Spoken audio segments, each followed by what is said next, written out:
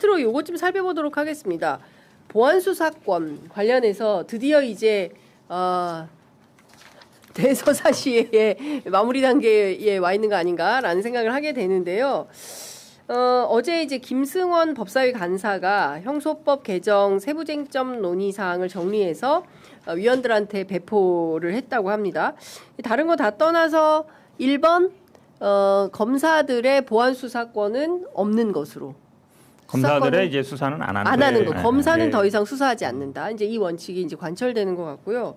이 또 하나의 정권 송치에 대해서는 여러 가지 또 논란이 좀 있는 것 같긴 한데 일단 이제 그 7월 30일이 될 가능성이 매우 높다고 해요. 29일 법사위, 30일 그렇죠. 본회의, 그다음에 필리버스터 할 거니까 31일. 그러니까 다음 주 요 시간 또는 다음 주 금요일에는 대충 형사소송법 개정안이 마무리될 걸로 예상이 된다. 이렇게 봐야 될 것 같아요. 일단 전당대회 전에 끝내야 돼요. 이게 그렇죠. 때문에 네. 시끄럽잖아요. 네. 사실은 저는 항상 그랬어요.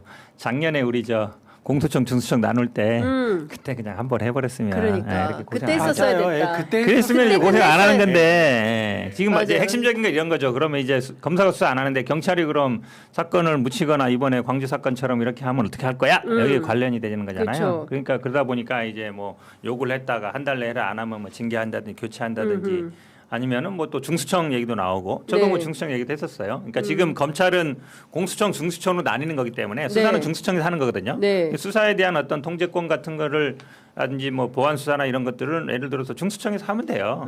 지금 중수청 범죄 수사 범위에 6대 범죄만 있는 게 아니라 공무원 범죄 그 중에도 경찰, 공수처 그다음에 수사기관의 범죄들이 있거든요. 네. 근데 거기에다가 플러스 예를 들어서 뭐 보안 수사하는 걸 보강한다든지 여러 가지 방법들은 찾으면 돼요. 네. 큰 거는 수사 기소 분리를 정확하게 하고 수사는 수사기관에서 하고 네. 기소는 기소에서 하고 요거를 자꾸 흔들지 말자는 거라서 예. 저는 오히려 이번에 전당대회 국면에 뭐 논의도 크고 유시민 작가가 얘기한 것도 있지만 그래도 늦었지만 이참에 그냥 정리해서 그래도 좀 알테니가 다행이다. 빠지는 기분이에요. 예. 알겠습니다. 저는 그게 이해가 안 가는 거예요. 이 시대의 암장의 마스터, 암장의 최고봉, 암장의 마스터피스는 검찰이었어요. 예. 근데 경찰이 암장해야 될 것 같으니까 우리한테 계속 달래. 예. 근데 그 논리에 넘어가는 사람들이 있어. 그게 너무 신기한 거예요. 예. 아니 지금까지 우리가 역사상에 봤을 때 암장했던 사건들 김건희 도이치모터스부터 시작해가지고 김학의 과거로 들어가면 너무너무 많은 사건들인데 경찰이 아니 잠깐만 이렇게 하면 경찰이 암장할 수 있으니까 계속 저희가 하겠습니다 뭐 이런 것도 아니고 네. 근데 또 거기에 또 딸려가 사람들이 네. 맞네 경찰이 암장할 수 있으니까 기존에 암장하던 조직한테 계속 주는 게 제일 잘할 것 같은 건가. 저는 근데 도와 모든 언론들이 진짜 과도할이 많지 장윤기 사건을 대서특필하면서 보안 수사권을 존치하지 않으면 장윤기 사건 뭐 매일 터진다. 그래서 결국 이것이 민주당의 다음 선거에도 굉장히 악영향을 끼칠 것이다. 이런 논리가 엄청나게 설파가 그게 됐거든요. 얼마나 멍청한 논리냐면요. 네. 자 봐봐요. 검찰 보안 수사권이 없어지면 장윤기 사건 같은 게 매일 매일 터져. 터진다. 예. 아니 보안 수사권이 없는데 어떻게 매일 터져요? 암장대 때문에. 그 말을 하는 것 자체가 검찰이 보안 수사를 하지 않아도 암장 사건 드러난단 말이에요. 그 말을 하는 자체가. 아니 본인들 말대로 경찰이 사건을 암장해 버렸어. 근데 검찰이 보안 수사권이 없어서 밝힐 수가 없어. 그러면 지금까지 우리 검찰이 잘 해왔던 것처럼 사람들은 암장이 됐는지 안 됐는지도 모릅니다. 이해를 못하는 거예요. 근데 자기가 암장 사건이 맨날 터져 한다는 말은 검찰이 보안 수사권이 없어도 경찰 자체적으로 혹은 이렇게 하는 거고 그리고 이게 얼마나 또 비열한 방식이냐면 경찰을 도대체 뭘로 보는 거예요? 우리 경찰들이 아니 경찰이 양심적인 조직이라는 게 아니고 뭐 경찰은 뭐 오랑우탄입니까? 한 번 걸려가지고 문제가 생기면 조심하고 그러지. 한 번 걸렸는데 괜찮아. 다음 날 또 하고 다음 달에 또 하고 뭐 이럽니까? 정말 좀 토론의 기본은 좀 지켰으면 좋겠어요. 자, 법조계 현실에서 나는 경찰이 수사권을 가질 때 한 가지 문제점을 좀 얘기하고 싶어요. 네. 이게 왜냐하면 정관예와 관련된 거예요. 검찰은 대부분 그만두고 나오면 이제 나와서 변호사를 한단 말이에요. 네. 그러다 보니까 어쨌든 물론 막 사건 수임 제한을 두긴 해요. 그러니까 정관은 뭐 부르는 게 값이다 그러는데 최근에 어떤 경향이 있냐면 대부분 경찰 고위직들이 로펌으로 많이 가요. 예전에 검사들보다 더 많은 돈을 받고 갑니다. 네. 5억, 10억씩 받고 가요. 근데 이분들은 변호사는 아니에요. 본인이 직접 뭘 하진 않아요.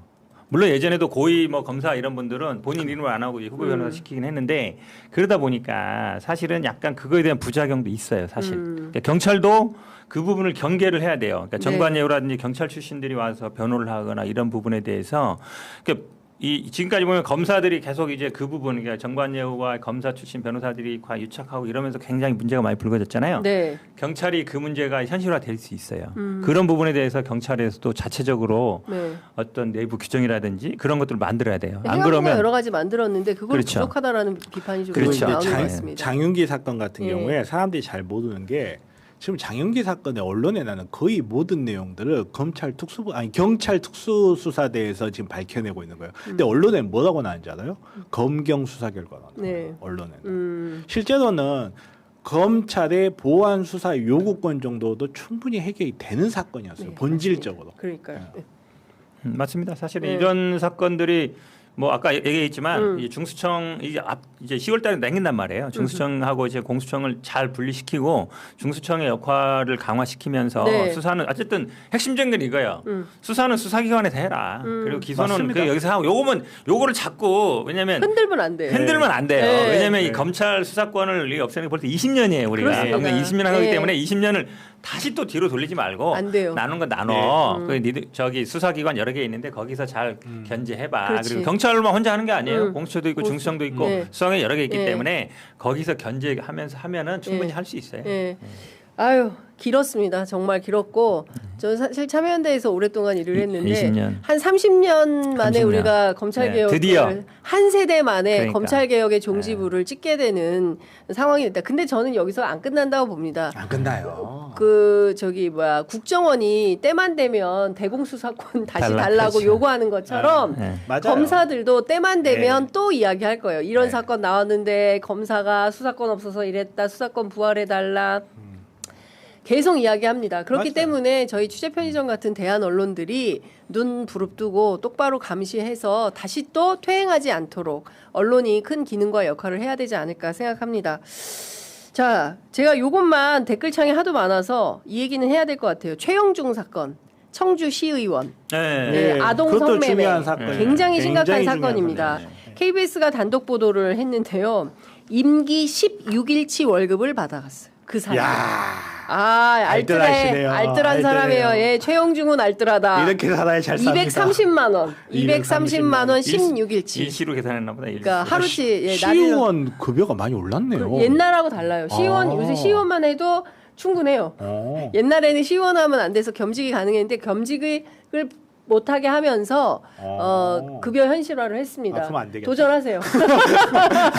겸직이 아마 될 걸요. 요새도? 네, 왜냐면 이게 상근적이가 아니라서 겸직. 그렇구나. 난 이거 없어졌는 줄 알았더니 여전히 또 저는 그렇게 알고 있어요. 궁금하겠구만요. 한번 확인해 보세요. 야, 어쨌든 최영중 이 범죄자가 230만 원에 해당하는 청주 시민들의 세금을 가져갔습니다. 급여로. 그런데 저는 이 정도의 심각한 증거인멸 혐의가 있는 사람의 경우에 왜 체포도 안 하고 그렇습니까? 당연히 증거인멸하면 구속사유 되는 거 아니에요? 그렇죠. 사실은 저희가 저런 월급 준다 그러면 오히려 안 받는 게 맞죠. 네. 안 받겠다라고 하고 예. 사실 그래야 되는 것 같은데 또 공천까지 받고 그러니까. 또 한 거 보면 그래도 참 공무원이 급여를 안 받겠다고 해서 안 받을 수 있나요? 그것도 좀 검토는 해봐야 될 것 그렇기도 같아요. 하죠. 예. 예. 다른 건 다 떠나서 이제 통신영장을 반려한 게 굉장히 그렇죠. 큰 예. 문제가 되고 굉장히 큰 문제죠. 이제 서영교 법사위원장이 청주지검 현장까지 가서 기자회견을 했는데요. 관련해서 경찰이 최영중의 통신기록 보존 신청을 했다는 소식도 들어와 있습니다. 다른 거 다 떠나서 이런 사건이야말로 좀 이상하잖아요. 그렇죠. 이상하죠. 굉장히 이상하고 이것은 들여다봐야 되고 언론이 집중 보도해야 되는 사건임에도 불구하고 지면에 잘 안 보입니다. 저희는 이게 문제라고 생각해요. 그렇죠. 검연유착이 굉장히 심각해요. 그러니까 기존에 우리가 이제 이런 일이 있으면 자주 사용하는 게 알고리즘 거부라는 현상을 자주 이야기를 하는데 한번 기자 입장에서 한번 생각해보세요. 기자가 초년 기자 때 뭐예요? 사스마리에다가 경찰서 앞에 진치고 앉아 있죠. 그러다가 경력이 쌓고 내 나름대로 열심히 노력을 해가지고 검찰까지 가고 거기에서 가면 좋은 데서 좋은 거 먹으면서 좋은 정보 받아 특정 쓸 수 있는 구조를 자기가 평생을 갖춰서 읽어놨단 말이야. 근데 이 끈이 끊어지는 거예요. 언론사들 입장에서 자기가 지금 내가 30년차 기사인데 다시 사스모아를 해야 될 수 있는 거예요. 왜냐하면 좋은 수사 이제 앞으로 경찰서에 나올 거거든. 네. 어떻게 보면 자기가 갖고 있는 기득권을 잃을 세력들이 정확하게 힘을 합치고 있는 거예요. 이게 이제 앞에서 이야기했던 소위 말하는 알고리즘 거부의 대표적인 사례인데 이거 기득권의 저항이에요. 이것도 정말 좀 관심 있게 봐야 돼요. 네, 알겠습니다. 검찰이 잘못한 건 언론에 네. 안 나옵니다. 자, 저희가 이야기하는 사이에 특검이 내란 혐의로 여인영, 이진우 두 사람에 대해서 징역 30년형 구형했다는 소식 들어와 있고요. 해병 특검이 이종섭 장관 도피와 관련해서 도주론 저희가 이제 그 인천공항에서 라이브 방송을 했던 이종섭 바로 그 호주 대사 나갈 때 취재 편의점이 가가지고 인천공항에서 라이브를 했었어요. 윤석열에 대하여 징역 5년형을 구형했다는 소식이 들어와 있습니다. 오늘 굉장히 길었습니다. 두 분이 살짝 티키타카가 되니까 긴장감이 있고 재밌네요. 오늘 아주 피가 말라요.